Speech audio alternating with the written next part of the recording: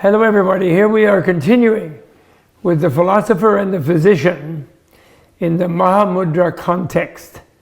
And we have shown, Gela has given Lung and we're giving the blessing.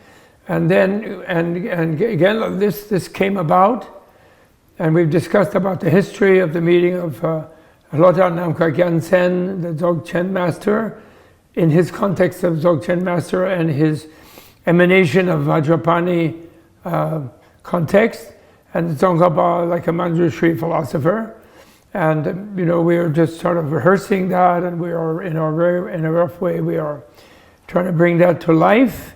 Also very much in the context of overcoming any sectarian divisions, to sort of put it in the Vajra context of inseparation and indivisibility of spiritual pursuit. And in that light, now what we're going to talk about in this next hour or so is we're going to talk about this amazing commentary that Genla wrote on his 6-month retreat, which is called the Commentary on the Yuthok Yonten Gonpo. This is the Yuthok, an image of the Yuthok, statue of the Yuthok Yonten Gonpo, the younger, and his commentary on the great embrace, or Mahamudra, or what I call the great embrace of you embracing the universe and the universe embracing you, according to Yuthok. And it's called Nida, Dang, the luminous energy of Nida. Dang is like energy, right? Yeah. So Nida, Dang, so the light energy of Nida. As Nida is helping us try to understand how really all of this is made of light. And when it's all light, then there's no dark. So clear light is a special kind of light, transparency light. And this is Memba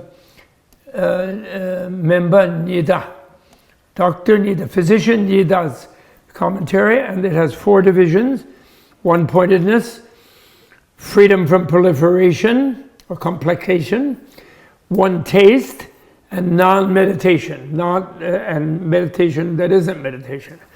And so those are the 4 sections of it, and it's based on the root text from Yuthok's 3 bodies, achievement of the 3 bodies, and Dzogchen teaching of the treatment of 3 bodies, of Dharmakaya, Sambhogakaya, and Nirmanakaya.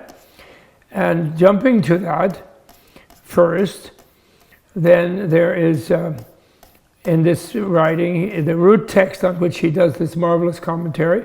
And since we don't have it already in English, that we properly, we are going to just look at the root tantra, and Genla is going to verbally give us the main points, some of the main points, and we're going to discuss this.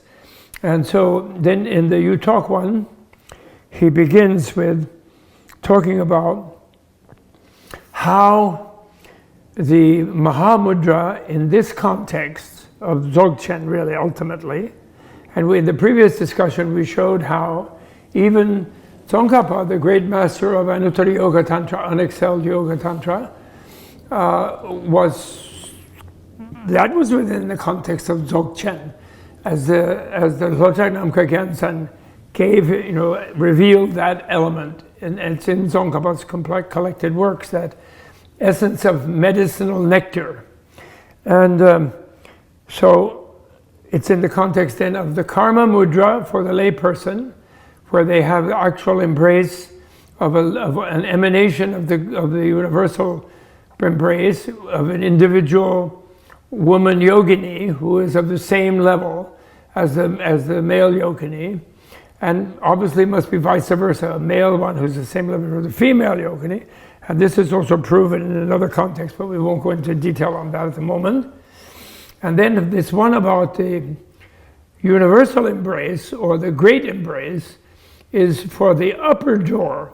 So the karma mudra is the lower door, where you mobilize the lower part of the central channel, and you drive directly everything with the sexual energies.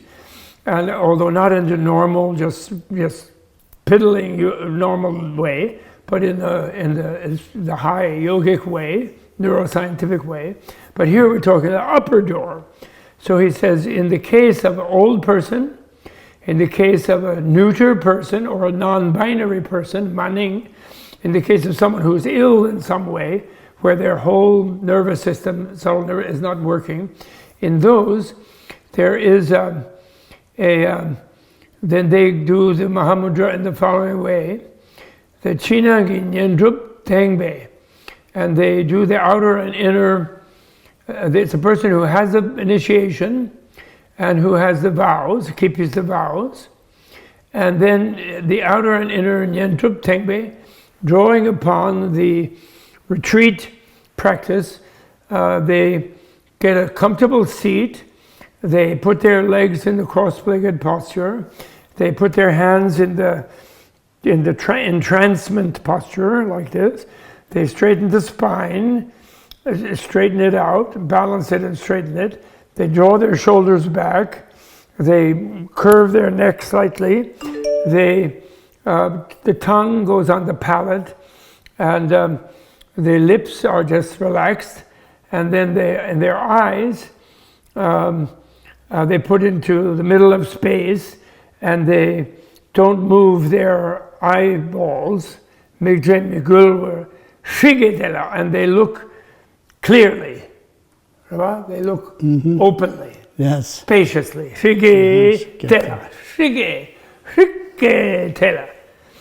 And then it says,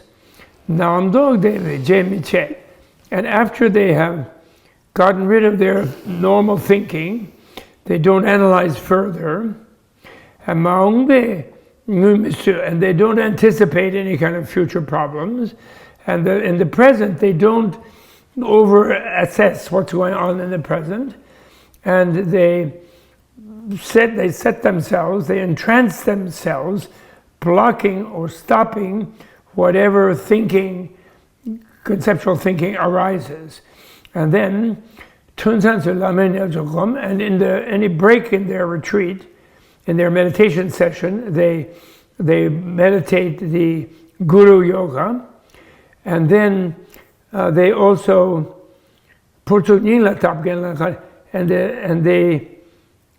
their prayers are like a purba inserted in the heart.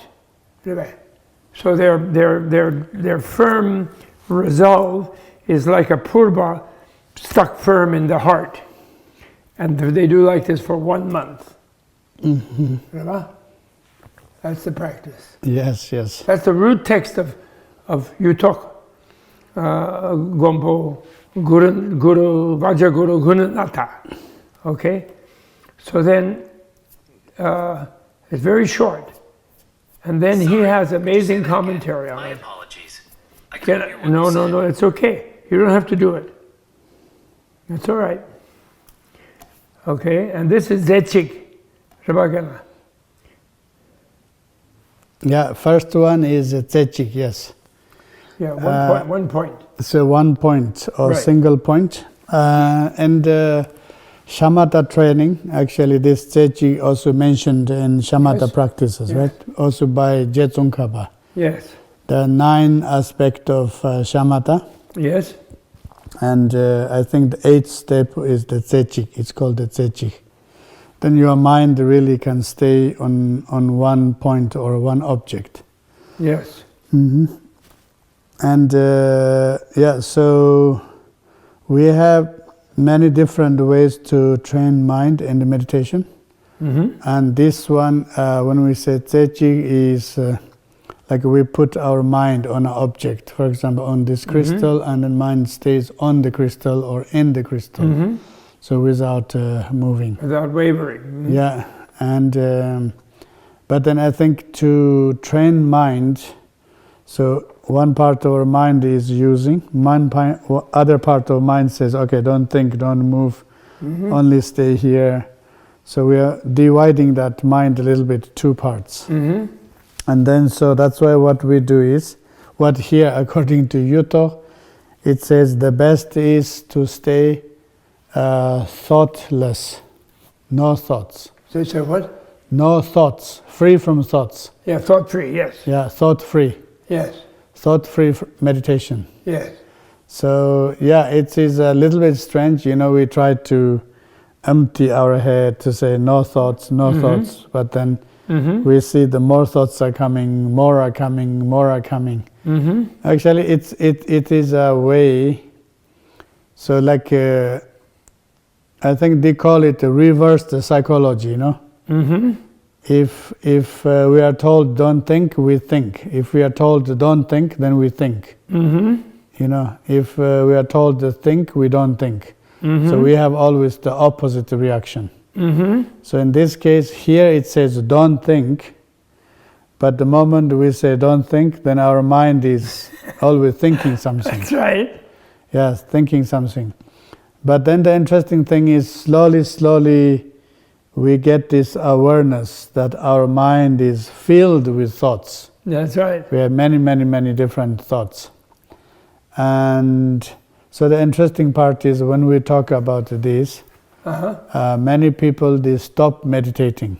Yes. Because everybody think, okay, you know, when you meditate, all your mind stays in single point, not moving or not thinking. Yes. Or you don't think anything, like a non-dual state, and you know, one of these two. Yes. But here it says don't think about past, don't think about future, also don't analyze, judge anything now and here. And then we kind of free our mind from past, from future, and also from present. So then maybe for a few seconds we have a feeling our mind is not thinking anything. But then the thoughts are rising. And then we say, okay, it's not good to think. We try to remove it. And then more thoughts are arriving. So the more thoughts are arriving, and then we try to fight with our thoughts, you know, because we don't want thoughts, and they are arising again and again, different thoughts. Right. And so then what happens is many people, they stop meditating. They don't like this meditation because they always think meditation is not working. Yes. They want to be free from thoughts. Yes.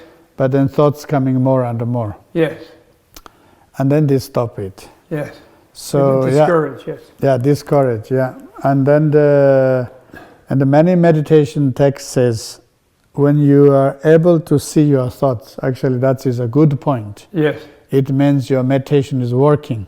Yes. So this is a very interesting part. I see. Actually, when meditation starts to work, then we know we have thoughts. Yes. So then we start to know ourselves. Yes. So normally we don't know ourselves. That's why we are distracted with thoughts or without thoughts. Yes. So, but when we have more mindful, we realize we are having more and more thoughts. Yes. So yeah, meditation is kind of working, and then we think it's not working, and then we give up. Right, right. And then no one meditation works. So that's why they call it in the Mahamudra, this Tsechik. Yes. And it's considered, it's very important to make the foundation. And so I like this, what Yuthok said. Basically, he said, okay, if our mind is like a glass, yes, don't pour the water from past, don't pour water from future, and also don't pour the water from present. Yes. So it means keep the glass empty. Yeah. Emptying the mind. Yes. So we stay in that empty mind. Empty. Yes. But then we see the filling water from the past, from the present, and from future. Yes. Then we try to empty it again. Yes. But sometimes there is also a little bit forceful way. You know, we think, okay, the water from past is pouring in, and when we block it, no. Yeah. And other water is pouring, we say, no. Yeah. So we try to force a little bit. Yes. And this one, as a meditation, sometimes it's very easy to stay with thought, but many times it's becoming like a little bit kind of struggling, you know. Yes. Little bit kind of struggling. Yes. And but then actually, when we start to struggle, it means meditation is working. Yes. So we need to, how do you say, Yes. Use more effort to get used to that part. Yes. Yeah, I think it's similar like when we do prostration or when we do yoga. Yes. So normally we don't do exercises, and then first day we do 100 prostrations. Yes. And then next day we have muscle pains. Then we think, oh, this is not good. I don't want to do because it's painful, you know. Yes. I have pain in my joints and I have pain in my muscles. Yes. Then we stop it. Yes. Then that's not good for the body, right? If we don't do exercises. Yes. So something similar when we try to stop thinking but more thoughts are coming. Yes. Then we say, oh, no, more thoughts are coming. It's disturbing me. Yeah. I don't want to meditate. Yes. So these two things are very similar. When we do prostration or sports, first day, you know, we do a lot, and next day we feel pain. Yeah. And then next day we do more, and then we feel more pain, and then more pain. Maybe it takes like 1 or 2 weeks to get used to these new exercises. I see. And after that, you know, our body knows it, and then becoming easier and easier. Yes. So yeah, meditation is something very similar. Okay. It's a mind training, but in the beginning is not that comfortable, you know, little bit kind of stressful and disturbing. Yes. Yeah, because I think today we are all looking for easy meditation. Yes. And we always want to have this comfort zone. Yes. Something zone, yeah. something comfortable, no? Yes. I meditate, I like this, something comfortable, I do it. Yes. I'm doing meditating, something unpleasant, uncomfortable, I want to give up. Yes. I don't want it. Yes. So yeah, if we do like this kind of selective meditation, then in a long term it seems it doesn't work. Yes. Yeah. Right. Mm-hmm. So that's why Gonpa Mayin Gonpayin is not meditation. It's about familiarization, no? To become familiar. Gonpa Mayin Gonpayin. Gompang Mayin. Gonpa Mayin Gompang Mayin. is not meditation. Yes. Gonpayin. Ka naroko masa gom. Oh, so habituation. Habituation. Not meditation, but habituation. Yes. Okay. So our mind has many thoughts. Yes. It's becoming our habit. Little bit discomfort is becoming our habit. Yes. But once it's becoming habit, Yes. then it's becoming easier. Yes. Okay. Do you ride a horse? What? Do you ride a horse? I have in the past, not lately, but So what happens the first day you ride a horse? yeah, What happens? you get sore. You get sore. Your legs and your butt get sore. Exactly, legs and back get sore. So if you back don't know how to ride, you're also rigid, Yes. no? So it's a lot of muscle pain, Yes. sore, discomfort. Yes. So next day we ride the horse, we're a little bit relaxed, but still have sore and pains. Yes. And then maybe in 1 week, Yes. then it's becoming like a habit. Right. Horse is becoming our friend, and we are becoming horse's friend. Right. Right. So that's all about the tsechik, you know. So there he says 1 month. Yes, we train our mind, you know. We try to make it stay without the thoughts, but somehow thoughts are coming, and that makes us kind of discomfort, you know. But then slowly we get used to it, and then the thoughts are becoming our friends.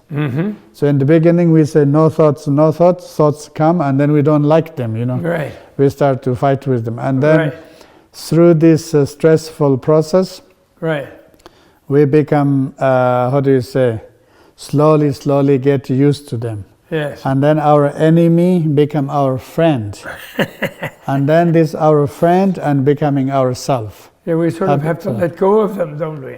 Yes, yeah. Is the thing.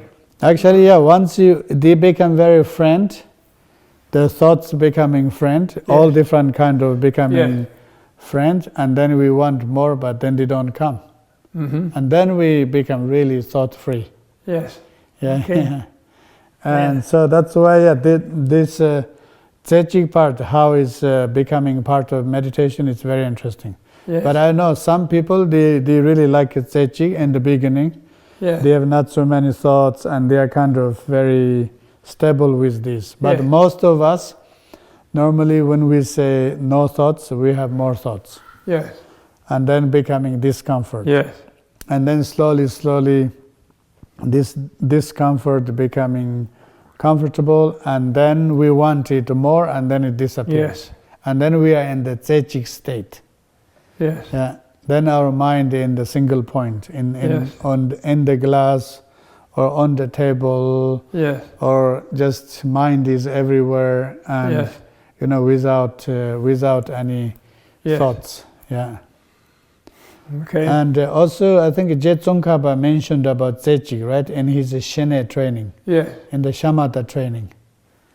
He talked about 9 steps of Shene. Yes, he does. And well, that's the general. He gets that comes from the Yogacara Bhumi, from the Asanga, given by Maitreya, who was inspired by Maitreya for the meditation. And so there, it's where your mind keeps leaving your focus, and then you keep bringing it back.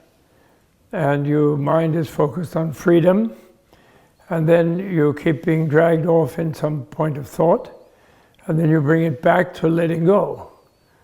And then you try not to think about letting go, you just let go. And then you go back, and then Lente Jugpa, Yanjang Jugpa. So there's about 4 or 5 stages of where if it just completely goes wild at first, Yes, yeah. then you bring back, and then it starts to be more natural to bring back. And then pretty much you start getting where you hit stage 4 or 5, it pretty much goes where there may be thoughts going, but you pay no attention to them, kind of. And you dissociate yourself from them, and you just feel more and more calm, You begin to feel some peace in the middle of it, but without trying to suppress them, just letting them go, I think, right? Mm-hmm. And you come back to a place where nothing can take you away from feeling calm and not identifying with any of the particular veins of thought. I think around 4 or 5. And then around 6 or 7, it gets to where if you're trying to be too much antidote to those thoughts, then that becomes a new stress and strain, I think. And then you have to kind of just let it be more natural. I believe, something like that. Then the number 8 is the Tzechik. Number 8 is one point. Number 8 is exactly single point, the Tzechik. But you only get to that when you stop putting antidote in at number 7, I think, as I remember. I'm not remembering exactly. But each one has a name, and each one has an obstacle, and it's very well thought out. And the obstacle would be some kind of sinking or excitement or something like that. Where you avoid that by the opposite thing. So it's a very balanced kind of. And then also learning to go down the middle of the road in a straight line. Kind of. Bring the Tramba Sheshin, the mindfulness. Bringing the Tramba and mindfulness the and also alertness about what you begin to anticipate when something is going to take you away. But you don't be thinking that anticipation, it becomes almost automatic. So that you're almost reflexively, you kind of relax in the middle of whatever channels of mind are flowing along, right? Rather than completely suppressing yourself, you're kind of you're in a natural place beyond where no thought of yours can grab you, except a determination to remain calm, something like that, I guess. Yes, I'm not really an expert about it. I'm too professory. I think that is a very professional meditation. Huh? Yes. So when I see the meditation structure from Tsongkhapa, they're very well organized, very well structured. Yes. So when we talk about the Shene, there are 9 steps. Yes. Each of them very technical. Yes. Let's put that way, very technical. Yes. The first step, how you do, what are the problems with this practice, and what are the progress, and this. Yeah. It's very technical, no? Yes. But I think to doing this kind of very technical, you need a lot of time. Yeah. To really spend lots of time, and you get trained technically. Yes. So that's why most of people, they need to become monk or nuns. Well, because only monks and nuns, they have time to dedicate time to do this. Yeah, well, that's the whole purpose of renouncing all the less important activities of life. Yes. Right. And but even without doing that, if one takes a month and does a thing like this, I think then you can make quite a bit of progress. Yes. You know, I think that I've noticed that that teachers of these things tend to act like it's impossible to do it. And I think that becomes a self-fulfilling prophecy, you know. I believe there are some people who say that no one can achieve shamatha because there might be an airplane flying over that would distract them or something like that. You know, they get so extreme about it. Yes. But that's kind of an excuse really not to try. Exactly. Because people might have an aptitude of being able to relax in the middle of after they're more aware of all the mind, how it's full of all kinds of distraction. So then just not to pay attention of them, you know. And after all, every athlete or every musician who memorizes, or an actor who memorizes a part in a play, they get where their mind just can really repeat that thing they memorized. Yes. Not so completely impossible, you know. Yeah. So maybe we can encourage people. I don't know, Gyala. Yeah. I think with this, the blessing of the Guru, with the Guru. I think this kind of discouraging the practitioners, sometimes it presents very strongly, you know. Yes. And for example, the Mahamudra is, you know, nobody knows the real Mahamudra. Yeah, something like that. And nobody can meditate shamatha. Yes. This is only for the past great masters. Yeah. Yeah, some teachers, I think they are good for these things, you know, discouraging. That's right. And also we think, okay, somebody is very good for meditation, somebody is this and that. We are kind of very selective. Yes. But in my personal experience is maybe some people, they are not well educated, they don't know much, but they have the natural talent for meditation. Yes. It's very different than other people. Yes. So I used to teach meditation or yoga for selective people, and then slowly I said, okay, everyone come. Even they are not Buddhist, like this and that, because I believe people's talent, you know. Yeah. Different people, they have different talent, and different people, they are good at different things. Yes. So that's why I was very surprised. Some people, they are very good for one kind of yoga or one kind of meditation. Yes. Also for shamatha, for some people it's very, very easy. Yes. Yeah. One thing is what is the teaching, and one thing is like who can receive this teaching. You know? I think it's important we respect all types of people. Yes. And anyway, so we are in the discussion of the philosopher and the physician. Yes. So I think the philosopher has a very presented a very technical. Yes. And very the technical and structured. Yes. And also kind of safe, you know. Yes. But then we also should say that path is a little bit rigid. Yes. You know, you have to train Yes. in a certain way. You need lots of time and this and that. Yes. It takes lots of time and effort, and finally you'll reach the level. Yes. So we call it the kepe lu, not the style of philosophers or scholars. Yes. And then we have trup tup lu, the siddha style. Yes. I think Yuthok style is a little bit like that. Yes. So we call it the nyamtil. Nyamtil is the teaching coming from his experiences. Yes. So this is more experiential. Yes. Lots. It's more experiential, so not so much technical. Mm-hmm. So if it's more experiential, then you try too. You can try if you can get or you can understand. And then the problem is if somebody wants a very technical and, you know, they really want to go through a path, then we don't have that. Yes. But if people say, okay, I want to just try in a simple way, then they can do this nyamtil, you know. I agree. Because also the way when we received like Dzogchen Khapa's shamatha, 9 steps, very technical and very systematic and very clear. Yes. The Yuthok's shamatha says, stop thinking. Stop thinking. It's kind of Yes. simple. Yes. What should I stop thinking? Stop thinking about past. Stop thinking about future. And Yes. stop thinking Stop now and calculating the here. present. Yeah, now and here. Just let go. Exactly. Let go, and then somehow it's a kind of very like a woo, like this. Yes. But then, of course, with this also we can be kind of freestyle, you know. Yes. We are told stop thinking or let it to go, and then we have our own personal experiences. Yes. So I think in this case, the personal experiences are allowed, you know. Yes. But then, of course, we need a guide, you know. Yes. We are in the right direction or wrong direction. Yes. So I think that is the different. Yes.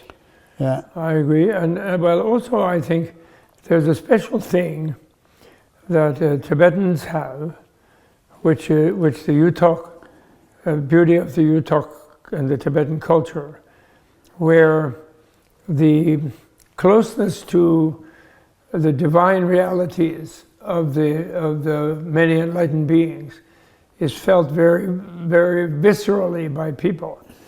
And for example, in your commentary, you brilliantly show here how, you know, what is the very highfalutin, like vase initiation, the first kind of purification of the initiation. And of course, that means that someone who is seeking initiation and seeking this kind of shamatha, this kind of Mahamudra practice, already has an idea that there is such a thing as Buddhahood. They already have the idea of being a bodhisattva and becoming a Buddha. They already have the idea that many billions of beings have already become that infinite number. They already have the idea that they are born in such a lucky way where there are all kinds of beings that can help them and they're in the field of such a being. So that's the cultural sense of the cultural field. Like we were sitting in a temple and there's a guy there who could be herding yaks in the mountains, but actually he's a great doctor and a great yogi who achieved a rainbow body, and we have a statue about him to remind us that it exists. And you also learned his teaching, and the idea is a lot of people can do it. So suddenly you're put in a position where you don't start like as the discouraging people always start with people who say, "Oh, I can't do all those things. I can only drive a Ford motor car. I can only work in an office. I can only do, I don't know." Do you know what I mean? There's a whole bunch of personal context where people have made themselves unable, disabled themselves by the context. And the Tibetan context is where somebody might say they're complacent, but on the other hand, is a context where this is very doable. And people have been doing this for thousands of years, you know? You know what I'm saying? Yes, yes. So I think that's very important. So it says, I love what you say here, where you say, your very first thing, which is the sem zejitu neljor, where you can, one-pointedness comes about when you have, had a kind of realization of both subtle and coarse about the vividness, vision of the divine, having purified all kinds of anxieties and habitual perceptions of the ordinary, incapable reality. And that one-pointedness is the equivalent of the vase initiation. So bumwang, the vase initiation, is where your mind is one-pointed, that you're in a divine place, and that you are associated with divine being, and that you therefore suddenly you feel another dimension in yourself. You're open to feeling in yourself another dimension, let's say, put it that way. Yes, Do you think, is that okay? Is that fair to say? Yeah, sure. And because after all, people who are listening to, who are trying to do Vajra Yoga, people who are trying to practice Tantra in some way, even simple or complicated, either Dzogchen or Anuttara Yoga Tantra or Ati Yoga, then they already have some strong preliminary, and foreign people are also a little bit, they have at least a toe dipped in the amazingly supportive Tibetan culture. Their toe is dipped there, and the Tibetan culture is kind of radiating around them a little bit. Not just the culture of where nobody can do anything except drive a car down the thruway. Do you know what I mean? Or American, and watch somebody else do the Olympics or something in sports, And they'll think of somebody else in history doing something. They might think it's possible for themselves to do something. Do you know? So I think isn't that nice? So I think when I read this thing here, someone might think, oh, I didn't go get a Vāsa initiation and somebody poured water on my head and all that. But the whole Vāsa initiation is putting your mind in one point on the purity of your realization, subtle and coarse, of the Selnang, of the vision of the divine, by purifying the usual and stubborn insistence on everything just being the sort of habitual ordinary or something like that, and getting used to that feeling. Okay? Yes. So then, isn't that wonderful? So then the secret initiation is where you begin to, through yoga, you begin to lung sem wang de dune, you begin to control your energy, your breath and wind energy, and you try to diminish your instincts, the Ranshin Tokpa Gechu, and then you a little bit realize that you're a field being, and that the objects around you are you, and you are the objects. So you begin to diminish your sense of separation from your environment, and you then enter into the uncomplicated yoga, right? The freedom from complexity. Yeah. And you're in a happy field with happy objects and happy people, and that's your secret initiation. Yeah. What do you think? I sometimes translate that trutel without elaboration. Yeah. That's the usual translation. Or maybe proliferation. Maybe even better without fabrication. Or publication. Yeah. Fabrication. Yeah. Sure. Because like everything, for example, today is everything made in China. Yeah. So everything is fabricated in Chinese factories. That's right. Yes. So once we are free from all the fabrications, then also we are free from problems. That's right. Yes. So I always say there's one factory, it's worse than Chinese factories. There's one factory. Yes. It's, normally we know the made in China, they can produce anything and very bad qualities and useless things. Yes. But there's another factory which is worse than Chinese factories. You know which one? No. Mind. What? Our mind. Our mind, yes, right. So our mind is becoming a factory. Yes, of course. And our mind is producing so many useless products. So that's why I call it a trupa. Right. Trupa is the mental fabrication. Yes, sure. We produce so many things. Sure. Fake ones and useless ones and toxins and garbage, and we produce so many things, and then we get stuck inside. Right. So that's why when we say trutel, without fabrication, without this mental fabrication, and then we free from ourselves. Right. Yeah. But sometimes, in this case, for example, we can work with our mind itself, or our mind needs the support of energy or breath. Right. So then we are doing the breath holding, pranayama exercises, and that helps us, our mind to free from all the fabrications. Right. And in a way you could say that, this is connected to secret initiation. Secret means something that is hidden. And so what is hidden is we have been hiding our own deeper ability from ourselves. Yes. And we're acting like we can't do this, and we're all stuck in that. And we actually all have a deeper ability that is hidden from us, but the initiation is to encourage us to discover our own hidden ability that we don't sort of have. And of course then Tibetan culture becomes where everyone has that encouragement in a way, because of the way that the history of the situation, and then that's being shared with us now, So that's the lack of fabrication yoga, the non-fabricated yoga. Then the wisdom intuition initiation is where we begin to have bliss and freedom, and vision and freedom connected in a communion or an integration, and everything has the same taste. So that's the one taste yoga. Yeah. And that's the wisdom intuition. And in the lower, if it was Karma Mudra, that would be male-female union. But this is the Mahamudra, so it is a union with the whole everything in the universe. Something like that. So I like upper the, door. I like It's a brain orgasm. yes, Or it's a yes. movement toward that. Yes, yes. Okay? Upper door. Right. Yeah. I think orgasm we should ask Simone. Okay. For sure he gets orgasm with his music, right? Yes, that's right. Yeah. The brain orgasm. Physical orgasm, it says for men lasts only 5 seconds. Yeah. For women is 10 to 12 seconds. I see. That's a German calculation. I always. Yeah. But they don't talk about music orgasm. So I see. what I like this part, rochi, one taste is, I like this definition of one taste. Yes. It says one taste means no conflict. Yes. No what? No conflict. No conflict. Yes. Yeah, no conflict. Okay. Yes. Harmony.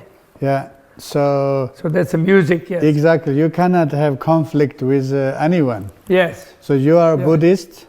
Yes. And if you are real Buddhist, Yes. if you get this state of the meditation or yoga, Yes. you cannot have conflict with any Hindu thoughts or Hindu theories. The same way you cannot have conflict with Christian views or Islamic views or even non-believers' views. Yes. So in a way, I think this one taste has, I really like this part, free from conflict. Yes, I agree. And so of course, like different spiritual tradition or religious tradition, they are always shooting their own theories. Yeah. But if we are free from all of this, Yes. and so we don't fight with them, Yes. because then we see the main reason Yes. why somebody said you are created by God, Yes, yes. or why somebody says, oh, you have to do this and that. Yes. So they have a limitation, they have a reason they say that. Yes. And so we don't need to go there to fight with them. Yes. We only understand them, Yes. Yes. and we send our compassion to them, Yes. and we pray them that they will be free also from their creators. Yes. Otherwise right. they are never free from their creators, right? Yes, sure. They're They're not, always scared of they're the supposed to be creators. created free. Yes. Yeah, so getting scared of God, God is the creator, Yes. God is doing everything. If God is angry, Yes. he will send us to hell. So I remember these Italian Mamma Mia stories. Oh, really? What is that? Yeah, there are some people, they are grown-up people, but they're always scared of their mother. Yeah. Their mothers. Yeah, I see. Because mothers are very powerful mothers. You know. Yes. Yes.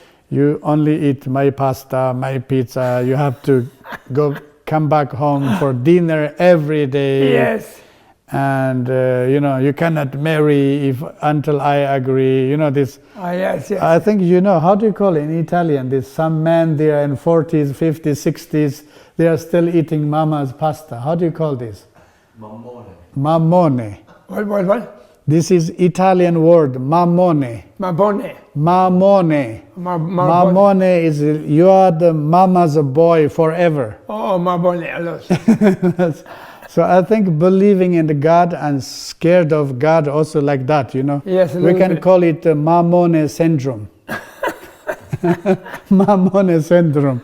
Yes. Because for them, if mama is angry, that's end of the world. Yes, that's terrible. So it's living with the fear and the stress, But Yes. if we understand there are conditions like that, Yes. we don't need to fight with them or have conflict with them. Yes.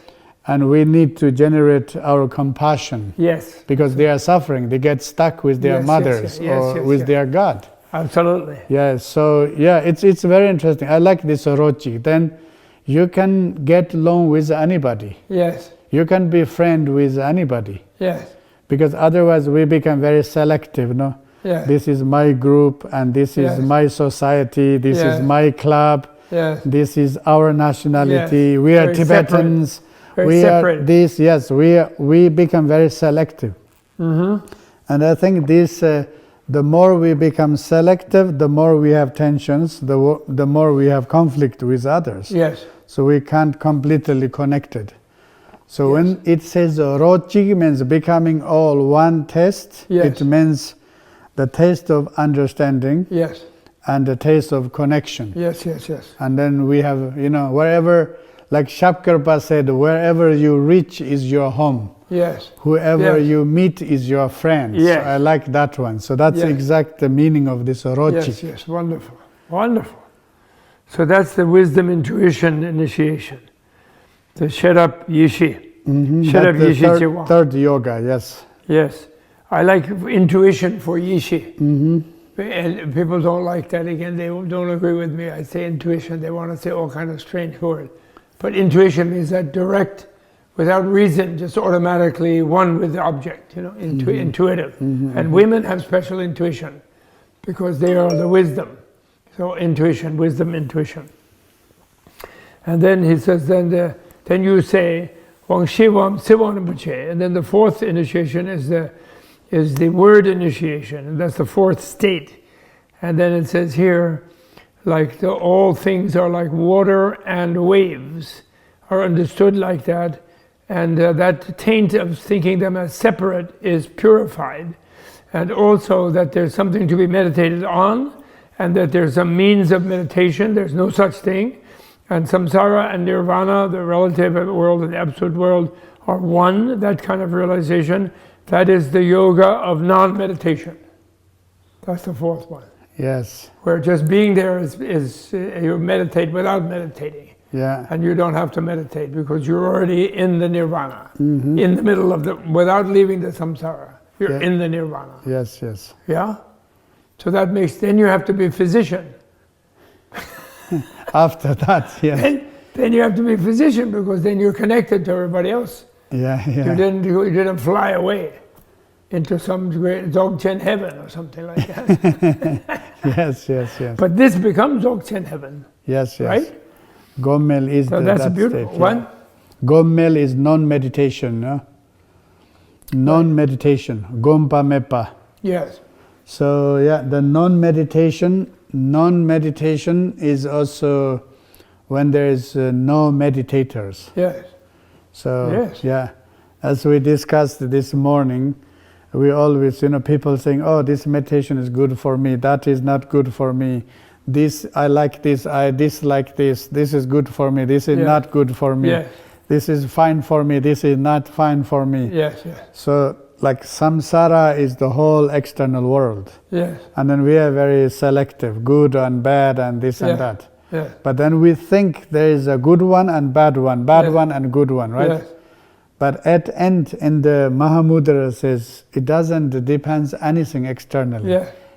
Everything depends on us. Yes. And so if everything depends on us, and then how we are seeing things. Yes.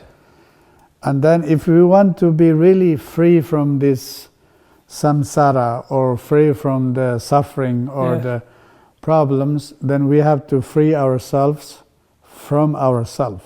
Yes. Okay. So there is no meditator. Yes. So that's why we are free from meditations. Yes. So, and in a way, I think it's the true. We say there are many troublemakers in our life. Yes. But for us, the final troublemaker is ourself. Yes. So once that inner troublemaker is not there, then there are no troubles. Yes. So that's the Gommel state. Yes. Gommel state. Yes. And I like this. Expression. It says "chavrum tang chu," that the ice and water. Okay. So when we are rigid, when we have our own view, when we become very rigid, like as we talked in the beginning, we need to know there is a self. This self need to have single-pointed, stable mind, and then free from fabrications, and then free from conflict. We need these things, but at end, we have to free ourselves from ourselves. And then, so this self is like a ice.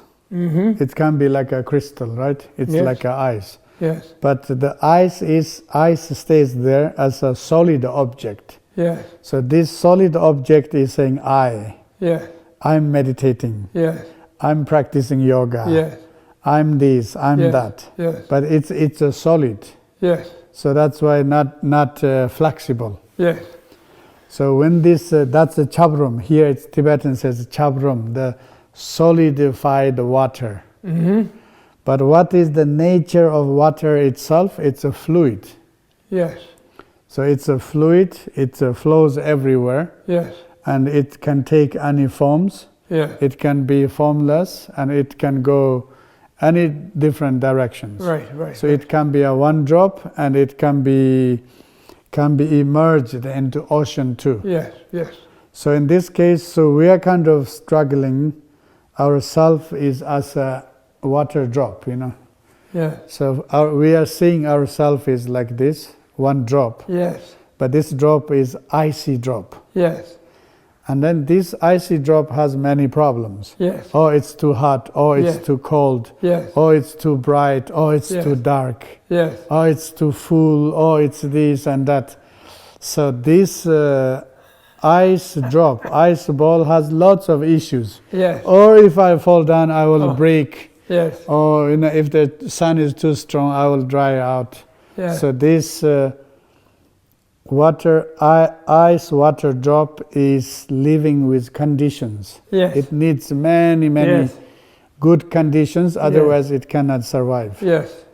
So then with the devotion of great master like Yuthok or Padmasambhava, you meditate Guru Yoga and the devotion. Milarepa says the devotion is like the sunlight. Yes. So that can melt this ice. Yes. Or the devotion is the sunlight that can melt your merit and karma, blessing and this. Yeah. Anyway, it can be a little bit different. Yes. But then once this icy drop is melted, then it drops into the ocean. Yes. And then where is this drop? Exactly. Where is this drop? It's the whole ocean. Exactly. So that's the gommel. Yes. So once our meditation state is free from everything, and then we have no meditations. Right. Yeah, one drop presents in ocean. Yes. So one human mind presents in universe. Right. In Guya Samaja, and then what is me and what is not me. Right. Right. So that's why I think last one is called the Tsigwang, the empowerment of the words. Yeah. Empowerment of word means it's free from words. Yeah. Okay. That's good. Yeah, because this little one drop has so many words, no? Yeah. This one drop can be the perfect philosopher. Yes. So many words. But once the drop is dropped down into the ocean. That's great.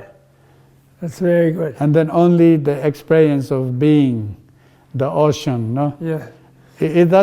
I think that maybe it sounds a little bit scary, no? No. We believed in one this, and then suddenly we realize we are the ocean. Yeah.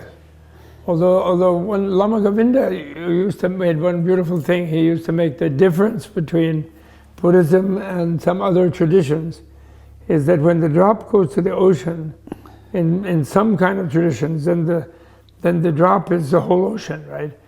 But then his thing was that the whole ocean is in the drop. Yes. It's in each drop. Yes. It's like sort of a Buddhist thing, it's like that. All in one and one in all. Yeah, so it's simultaneously both directions. Yes. Like a hologram. Yeah.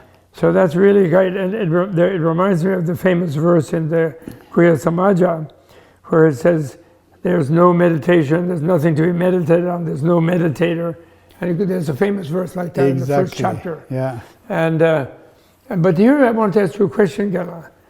In Sanskrit, we have 3 levels of wisdom, right? Mm-hmm. Wisdom born of learning, wisdom born of hearing, literally, wisdom born of thinking, discursively analyzing, and then wisdom born of what we in English nowadays have been saying, meditation in Tibetan Gom, right? So Te Sam Gom Sum. Tebe Sherab, Te Chong Sherab, Je Chong Sherab, Gom Chong Sherab. So, but my problem there is that the word meditation in English, it means being in the middle of something. Mm-hmm. And actually it usually, like the meditation of Descartes, famous Descartes Méditation, famous book in French, his meditation is samba. And a lot of meditation is samba. Like even vipassana is kind of samba, unless it combines with shamatha, and where it becomes just goes through everything. But it's up until then it's a samba. So in Sanskrit, the word bhavana, is more like, it's a little bit like yongba or jongba. It's in Tibetan, it's a little bit like, because it comes from the verb bu, which means to become or to make something be. It's like a verb to be.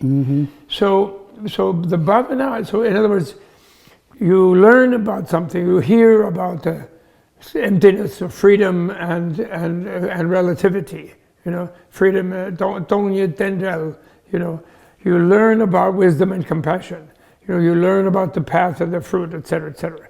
You learn about great Dzogchen and Uttara Yoga Tantra. Then you think about it, and in a way that's the meditation. That's more like meditation. You're moving around in the middle of it. And then the gompa with the sagata gannaro goma gom, that gompa, you make it real for yourself. You fully enter it. It ends up non-duality. You make it come to be. So could we switch the translation tradition in English? I'm just suggesting, or I would be very interested in your thoughts. In a way, Gompa merely, bhavana means it's the next step beyond thinking it through, and you even understand it through thinking. You can understand it by reasoning, thinking. You can kind of understand. But then to make it part of your gut and your experience, you have to make it real. So that's actually realization. So that bhavana is really where you hold it in such a way as it goes and it permeates your being, and you realize it. You make it, meaning you make it real. You make it exist. So I like to, in Tantra anyway, I like to translate bhavana as realization rather than constantly meditation. So when you say you realize the great perfection rather than you meditate the great perfection. And actually, therefore, you realize it without realizing because it's already the reality. Then it would be realization without realization or something.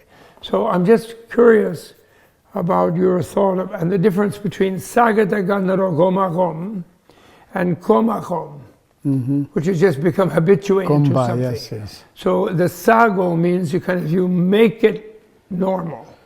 You make it real. What do you think? Yeah, and Yuthok, he talks about this gompa and gompayin. He said it's not meditate gom. Yes. It's a gompa, becoming habitual. Yes. So that's also becoming yourself. I see. He says that in his teaching. He does? Yes, okay. yes. Gompa and gompayin, gompa long to churwayin. Yes.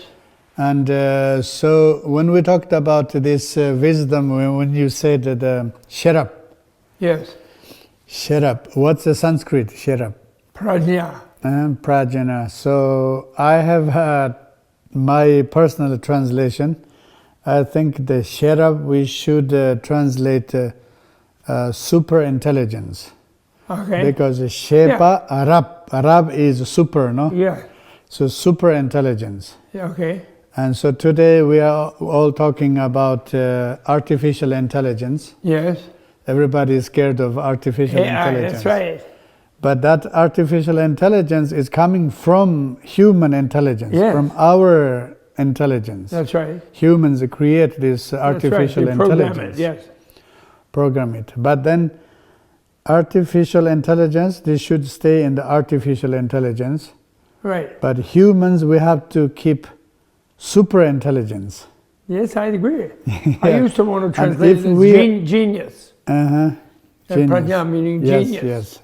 I used to wish to translate it like that. And but some people nowadays are translating just as insight. But I think that's no good because insight is like vipassana. Yes. It's like it's tokpa, with the tokasatok. It's insight. So I don't think I think that's too lightweight, too temporary, like one insight, Whereas prajna is like being ultimately non-dual. Nisumeba, shut up, shut up becomes nisumeba. And finally, So superintelligence is correct. So I think this our superintelligence, so we can nourish our superintelligence. Sure. That's through the listening, reading, studying, right? So we have the superintelligence, human superintelligence already. Yes. But through learning, through reading, through education, we can increase that. Yes. That's a Töchungi Shirap. Yes. And then to make it even stronger, Samchungi Shirap. Yes. Then through thinking and analysis and so on, so we can enhance that. That's rational intelligence. Yeah, rational superintelligence. Yeah, but that's somebody's only rational intelligence. But then Gonpa is superintelligence. Okay. Gomjungi Shera. Okay. It's superintelligence. Then we have I agree. intelligence, rational intelligence, superintelligence. Yeah, that you would have that. And at the end, then we need to be the intelligence. Yes, I agree. And it's becoming a universal intelligence. But it's because it is really higher. It's a higher intelligence. Yeah. But it's just a little many syllables. Super intelligence. That's a little bit annoying, you know. Super intelligent, transcendent super intelligence. Prajna paramita. Then also they don't want to try. The perfection is wrong for paramita. Parodhichimba. You know, perfection means something fixed. You fix it. Yes. But parodhichimba means you go beyond it. Go beyond. Yeah. So transcendent is really better. But they won't yes. switch to that. They have, oh no, perfection. So everything is perfection. Like a jimbe parodhichimba, the perfection of generosity. You would think that's a really great, big, generous thing. But the perfection of generosity is where it's not generosity. Yeah. There's no giver, there's no object given, and there's no receiver. And so you don't even think I did something. Do you know what I mean? It's just naturally given. Milarepa says, if you do not have any attachments to anything belong to you, that is the Jimbe Parodhichimba. Yeah, exactly. Yes. Exactly. In that so case, that's it's transcendent. not. In that case, it's not about the giving. No. Yes. About you are free from the. Yeah. So superintelligence is beyond rational or irrational intelligence. It's beyond stupidity and rational intelligence, but it is in the vein of rational intelligence. That's very important, because otherwise people think, okay, don't think and be crazy, and that'll be enlightened, and that's really not good. Oh, stop it! Now you're getting all hot, and you're turning yourself on, and you won't turn yourself off. I'm sorry, I have to. That's artificial intelligence. With my phone. It's all hot now, and it's uncharged itself. Because it turns itself on when I don't want it. Artificial intelligence. That's right. Yeah. So in the Gelugpa tradition, there is a ro gedembi chakchimba, no? The what? In the Gelugpa tradition, there is a specific Chakja Chembo Mahamudra teaching. Yes. And one by is Panchen Rinpoche. Important one by Panchen Rinpoche. The fourth Panchen Rinpoche. Yes. Yeah. Fourth or first, whichever way you took a look at it. Yeah. And there is that, and that's as similar as this. Yes, it's very similar. It's really similar. It's just a preference for more shamatha ahead of the vipassana. Yes, exactly. In a way, but otherwise it's the same. They don't actually connect it like this so brilliantly, like to for wangshi, for initiation. Yes. For consecration, you know, wangkurwa number shi. Yeah. And then it's one other beautiful thing in here again, which you did. I'd never seen that before either, where you say, so gyulam ki wangshi chakchen si nelju shi shilam de tebu nelu tembang utra. So you connect it to the Anuttara Yoga Tantra, the Mahamudra, which I think is very beautiful. Then the other thing that you say, and this part. Yes, then you do this one where it says, Gyaltsen song, where you have a commentary on just a normal 7-point Vairochana posture. Yeah.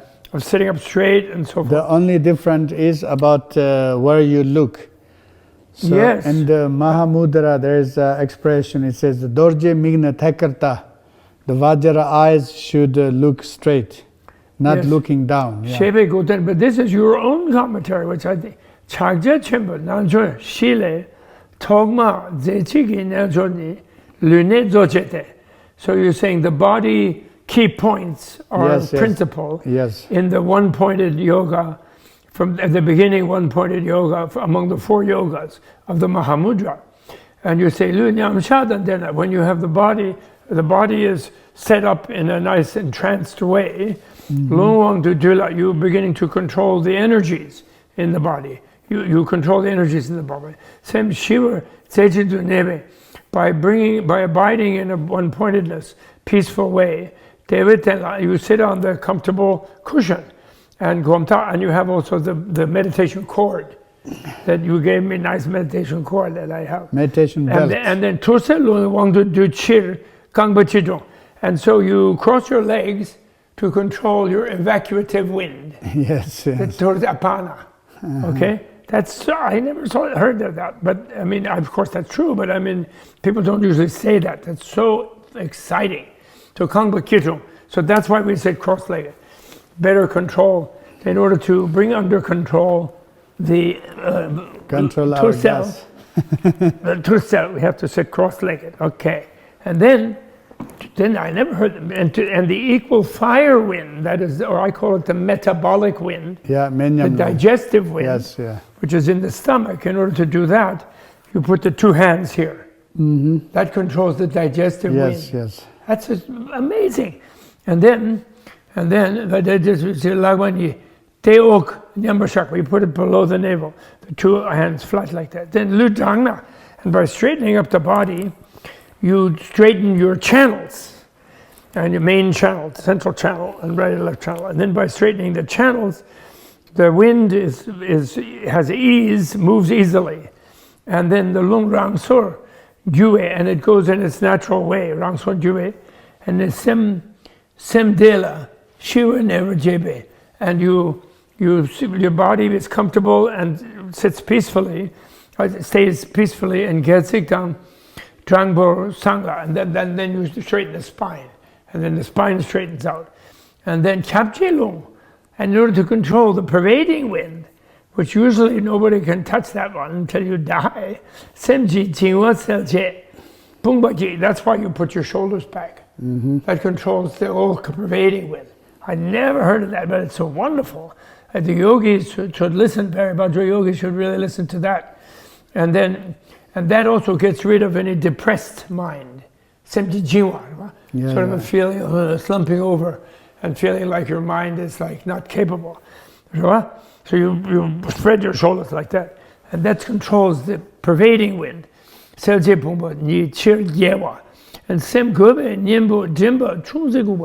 then you put your chin a little down to prevent the mind from getting crazy, to getting distracted, wild, and excited, overexcited. Sem good nyimbo, timba, chungse, and Kagyu long to do it on ukju, dever jet on chu rangbab su shagwa.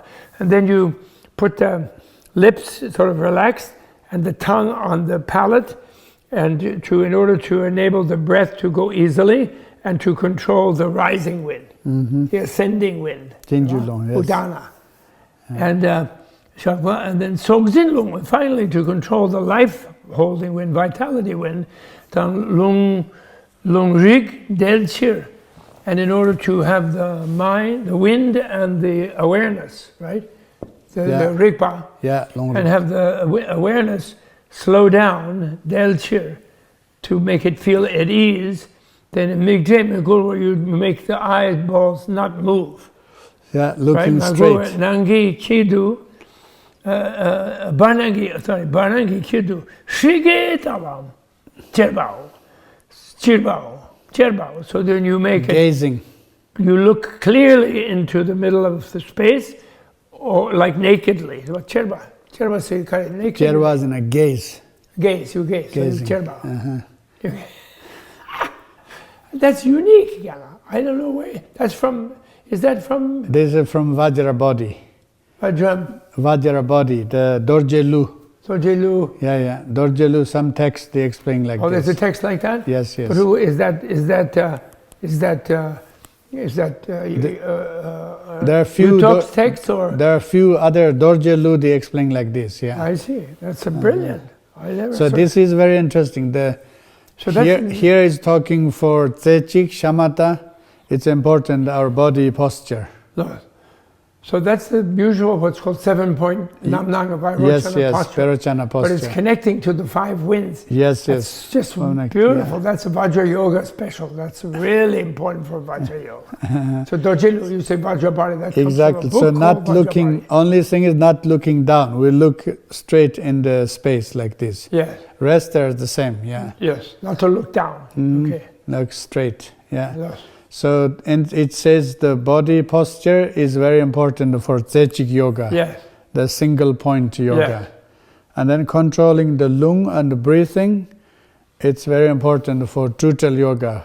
Yes. This without fabrication yoga. Yes. Yes. And then working with the tigle, it's very Yes. important for Rochik, one taste yoga. For which one taste yoga? One taste. So it's Tsa Lung Tigle, you know.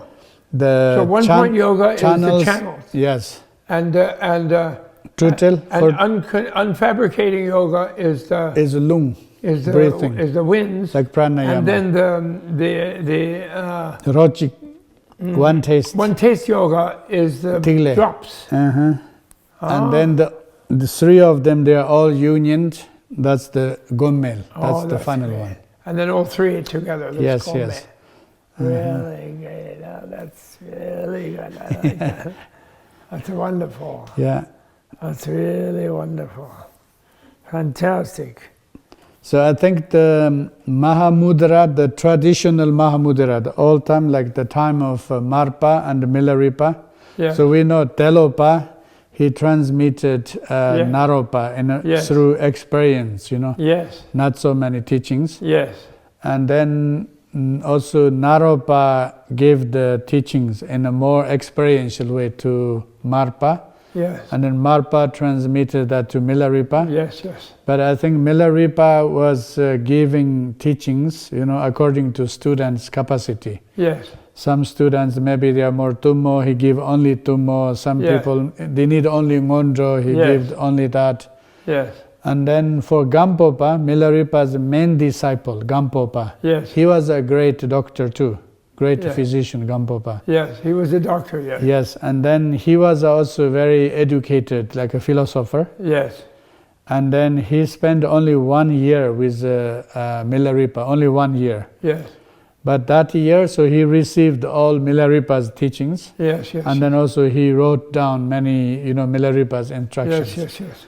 But then personally, I like this Gampopa's style, how he taught Mahamudra for his disciples. Yes, yes. So it seems all time, you know, Gampopa, he had his own center, monastery, and then his disciples, they go there. So they receive teaching. Sometimes it's group teaching and sometimes individual teaching. Yes. And then the disciples, they are meditating in the caves or in the little retreat huts. So they meditate about 7 days, and then they go back to Gampopa, and then they discuss. Yes. And then they talk about their experiences and realizations, and their hopes and fears. Yeah. It's a little bit like psychotherapy, you know. So we call it a tombul. It means whatever experience you have, you talk to him. I know. And then he is correcting if it's right or wrong. Or this and that, and then they meditate again, and then they go back, and like this. It's a very, with the interaction, you know. There's a very, very close interaction. I can never forget when Milarepa analyzed the dream of Gampopa. When Gampopa had special robe and a staff, and he saw a field with a youth there, and some golden things. Oh, it's a really beautiful, his dream interpretation of Gampopa. It's amazing in the Gurbum. There's amazing one there, really incredible. Yes. And also Marpa also taught the really experiential thing about Guhya Samaja as well. And Tsongkhapa completely uses all Marpa's main writings in his understanding of Guhya Samaja. He combines Marpa with Chandrakirti's Shastra, you know, Chandrakirti's Jansel, and then he combines all the like Mengak, coming from Marpa through the Kumche or through a different disciple. Ngoglo, I think Ngoglo comes from Marpa. So he And in Tsongkhapa's biography, he was really related very much with the Drigung and the Pamudru Kagyu. They were totally connected. Yes. Yeah, yeah. And it's so strange about Tsongkhapa that then his own movement, he connected it back to Kadam, which was his first teacher. Yes, yes. You know, from Amdo. Yes, that, yes. That Dundrup, whatever his name was, Dundrup. Dundrup Rinchen. But because the power at that time was the Kagyu, they had all the power, you know.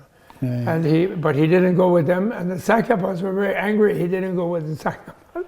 Instead, he went with Kadampas, who didn't have much political clout at all. But the Kagyus really are the ones who paid for the Malam Chemo, and they paid for the Ganda monastery. The Pagmudru were kings, in central Tibet, in Lhasa area. Yeah, yeah. That's shown in biography. They said Tupten biography. I was surprised, but he did really use the Marpa. Marpas, yes, Marpa's yes. So teaching. Marpa was a great yogi, nomadic yogi, and also Mahasiddha, no? Yeah, he was a real Mahasiddha. Yeah, yeah. It was really great. And then it seems after Gonpo passed this very experiential teaching, then slowly also in Karjopa there are some scholars, they become very philosopher style. Yes. Very scholar style. Oh, sure. And then they write more commentaries, and then it's becoming very philosophical. Yes. And then they are kind of proving. Yes. Then it's really like proving why Mahamudra, it's a teaching also, it's connected with Buddha's teaching, sutras and so on, and then it's becoming more and more like elaborated. Yes. And so I wrote about Yuthok's commentary, the Mahamudra, also kind of same reason. Maybe my idea is not so good. So Yuthok's Mahamudra is very simple, 1.5 pages. Yeah. So he says first first free your mind from thoughts. Yeah. And then he says you have to think, let your mind think and engage with all your feelings and emotions. Yes. And then leave mind as it is. And then you go to analytic part, and then you just experience. Yes. So they are like kind of 4 or 5 steps, but only 1.5 page. Yes, I know. Yeah, so that's called the Nyamtil, very experiential teaching. Then I thought, like, if other people they see this teaching, and then they think, oh, why Yuthok he taught about the Mahamudra in a very simple way, you know? Just a few steps, and he said, that's it, Mahamudra. Yes. So then I thought, okay, it is good to prove that what Yuthok said is it's a systematic too. Yeah. It has a connection with the 4 Mahamudra yogas, you know. Nenjur Shiv, connected with 4 yogas, and 4 yogas are connected empowerment. I know. So I tried to elaborate a little bit and to show. But that's good. Yeah. But then this one, this is why you like psychotherapy, because that's a mental, because you're a psychotherapy doctor. Because the next month, after the first month, for the second one, the Tremechi, the second one is the Tremechi, the unfabricated one. But then you're letting out all the emotions. Yes. The Yuthok wants to let out the emotions to deal with, he doesn't want spiritual bypassing in this next month, right? Yes, the second one. Yeah. Right? And maybe we should do that, we should do another one. But how long have we been now? About an hour and 20 minutes. Hour and 20? Yeah, so this is almost, so then the next one we should do, I don't know if you have strength, or I don't want to wear it out, but I thought we would do this one of letting out the emotions in the next one. If we can do one more, or maybe we can do it at the time then on Zoom, I don't know. Maybe on Zoom is better. I think this one is good, it's connected with people directly. Okay. Yeah. So we do this one on Zoom then, okay? So then in conclusion, then do you want to conclude this one then? We should conclude here. I guess tomorrow morning we don't have time or something, then I have to leave around 11 o'clock. For one Christiana, tomorrow morning I have a 1 o'clock flight or 1:10 or something. I have to leave here at 11 or at 10? 10:30? 10 probably. 10:30. 10:30. Yeah, for LAX, right? LAX. Yeah. So can someone take me, or should I get an Uber, or what should I do? We'll take you. What? Well, somebody will take you. Okay, oh, good. Simone So then we have will no take time you. tomorrow. What? What? No, I'm joking. I said Simone will take you. I said, oh, well, then we have to Someone's soundtrack. flying even earlier. I want to have. You are flying to tomorrow. Oh no, he's leaving too. So okay, so then Yeah. concluding, that's so wonderful and brilliant. And is there any more things about? We did this about the. I did those two things about the So four initiations. Yeah, I think. I think people, when people practice, or when they do practice meditation, Yes. or yoga, whatever they do, Yes. I think they should do whatever they receive and whatever they feel it's okay with them. And Yes. I think they should do without any conflict, Without any conflict. Yes. When Yes. people have different ideas, different conflict, and then when there's an inner conflict, all your spiritual practice doesn't go well, Yes. So that's why to finding that very simple harmony, Yes. and then whatever you feel practice you do and you go in that, I think it's very Yes. important, yeah. Yes. Mm-hmm. Okay, and they then should. if you do one very well, others are connected with that too. Yes. Mm-hmm. And what do you think about my idea? Oh, but it's not my idea. But what do you think about the idea that people should look at meditation as something very enjoyable? Yes. That they should always be happy, and that if they're straining, they should stop. Yes. And they should relax. They should not push too much. Yes. Yeah, and that they should they should accustom themselves to feeling that even if they didn't shut their mind down right away in the first thing or whatever, they should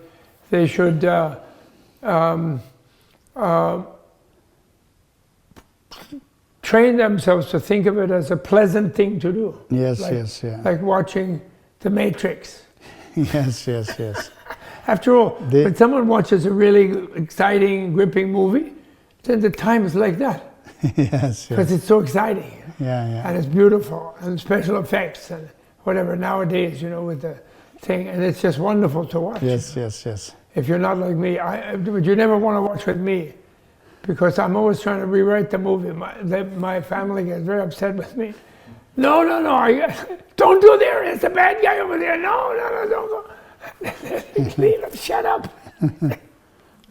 You're supposed to be scared. Yeah. And I try to correct them. Yes. I try to warn the person. I get so excited. I try to warn the hero that the bad guy's around the corner. So don't go there. I get all engaged in it. I'm so simple-minded. I do. And they get really annoyed with me. Are you writing this movie or are you watching the movie? That's what Nina will say, Come on, how can you kill you? Are you watching or are you writing it? Yeah. So I think for the people it's very important to find the balance, as Tibetan medicine says, the balance is the key. And some people we are open-minded, and then they mix everything. They make a meditation cocktail, yoga cocktail, so many things, then they get confused, then they stress themselves. So I think they should not go in that mode too. Right.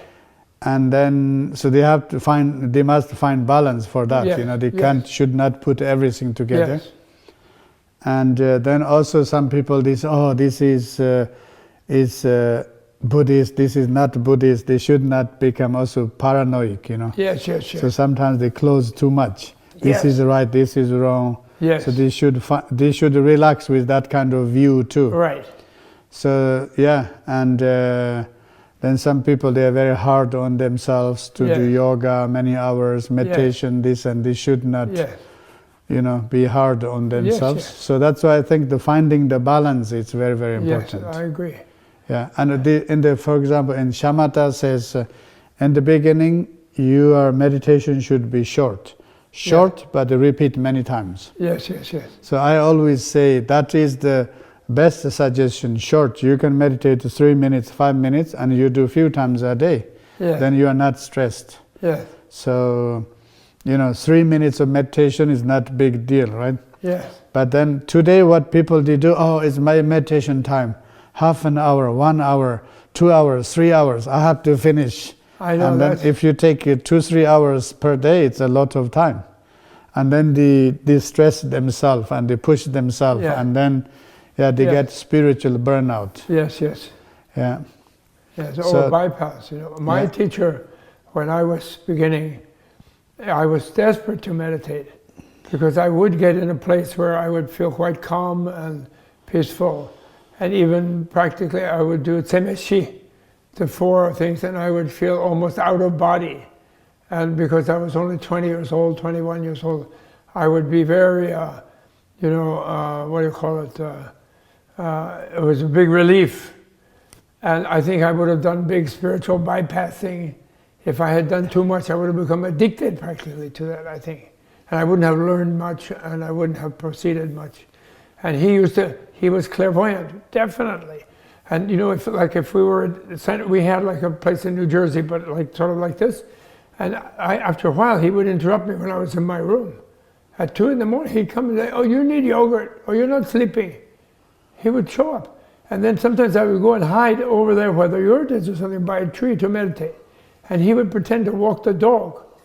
And suddenly, late at night, and he'd find me and say, "Why are you out here? Then neighbor will think you're crazy. And we have crazy people here. Now, come on back and have a yogurt." He would always interrupt. The minute I was slipping up into some kind of, out-of-body thing. And amazing. I was so frustrated. Sometimes I practically wanted to run away. I was desperate to have a peace, Because at that age I was very intense, And he always said, "Look." Then they say this thing about, ceasing conception and emotion at the wrong time, or sensation and conception at the wrong time. Don't do that type of thing. And that's in sutra, Yeah. But I think that's what he was doing. That was wrong time. I would have become spiritual bypasser. I think. But I was very pissed off at the time. I would get angry with him. Then he would say, "Okay, don't be angry, but that's why I'm not your guru." He would always tell me. Because if I was your guru, you can't be angry. That's a big thing. But since I'm not your guru, I'm just your friend, then you can be angry. It's all right, but you shut up and don't meditate. Then when I became a monk, then I was resisting even more. When I came back from India. And then one time, I was meditating in the chapel, late at night, there, with the Buddha there. And the candle, and I was meditating. He comes in, turns on the light. "What are you doing?" "I'm meditating." He said, "Why are you meditating?" What do you mean, why am I meditating? I'm a Buddhist monk, I want to be enlightened. He said, "Oh," he says, "you can't get enlightened." "Why not?" "Well, you're an American." "Really?" He said, "You're an American." I said, "What do you mean I'm American? I'm a monk. And I know about future life. I know you think Americans don't know future life. I know about future life. And I'm not." Somebody said, "Yeah, but the thing is Americans, the thing is when you get enlightened, what gets enlightened is your mind. And you Americans, you don't think you have one." That was his argument. So come on, let's have yogurt. He always have yogurt. He was right though. I argued, but I wouldn't agree. But he was correct, I think. I know what he means. That's our disease in America. We think we don't have a mind. So we don't think mind has real power. We have no confidence in power of mind. Because we think it doesn't exist. We're just a robot. Yes. Biological robot. Right? The arige din nesa. That's not sadire. Same not sadire. That's less. Lasso, thank you very much. Thank you. Kela, you're the best. Tuji chi. Thank you. Tuji chi. Thank you. Yuthok. Yonten Gonpo. Om Ahom Guru Vajaguru Gurunata Hom Pe. Thank you. Thank you, Gyala. Thank you. Thank you, everyone. Thank you, Pure Land Farms. Thank you, Menla.